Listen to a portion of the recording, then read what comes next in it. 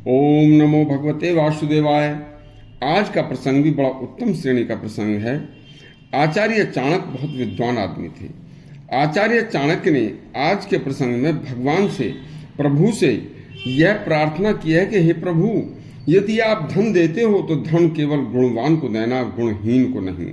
क्योंकि गुणवान का धन सबके काम आता है और सभी को सुख देने वाला होता है, लेकिन गुणहीन का धन किसी को सुख की बजाय सबको दुख ही देगा, सुख किसी को नहीं देगा।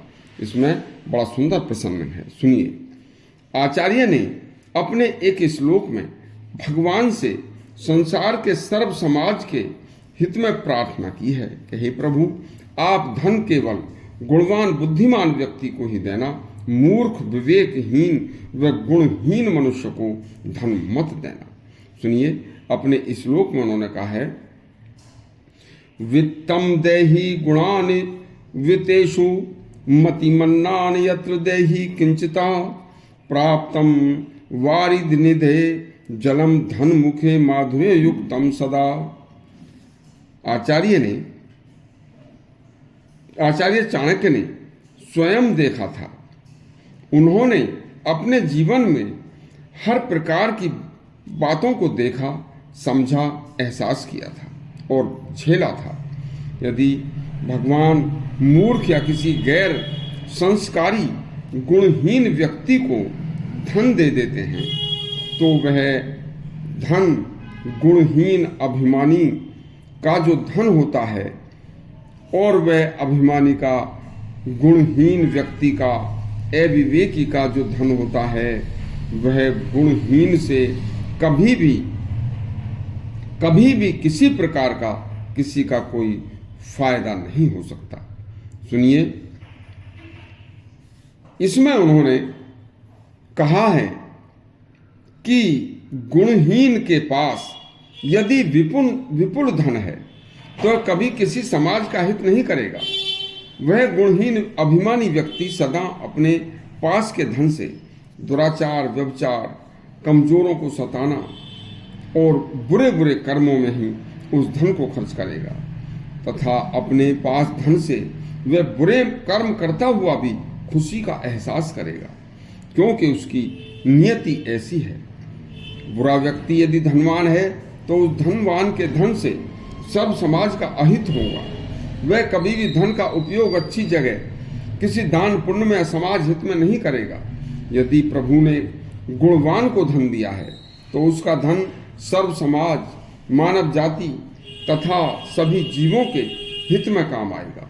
जिस प्रकार समुद्र का जल खारा होता है, पीने योग्य नहीं होता, लेकिन समुद्र अपने खारे जल को गुणवान बादलों को दान में दे देता है और वह गुणवान बादल उस खारे जल को अपने गुणों से मीठे जल में बदल देते हैं और फिर उस मीठे जल को वर्षा के रूप में पृथ्वी पर बरसात करके बरसा कर समस्त जीव जंतु, पेड़ पौधों को जीवन दान दे देते हैं तथा नीचे फिर नदियों में बहाकर उस मीठे जल को दोबारा समुद्र अपने में समा लेता है। इसलिए तब वह समुद्र का खारा जल सहस्त्र गुना होकर सबके काम आता है, लेकिन गुणहीन व्यक्ति का धन कभी किसी के काम नहीं आता। गुणवान व्यक्ति का धन दान में जाकर सब जगह प्रसन्नता बखेरता है, सबके कष्ट हरता है।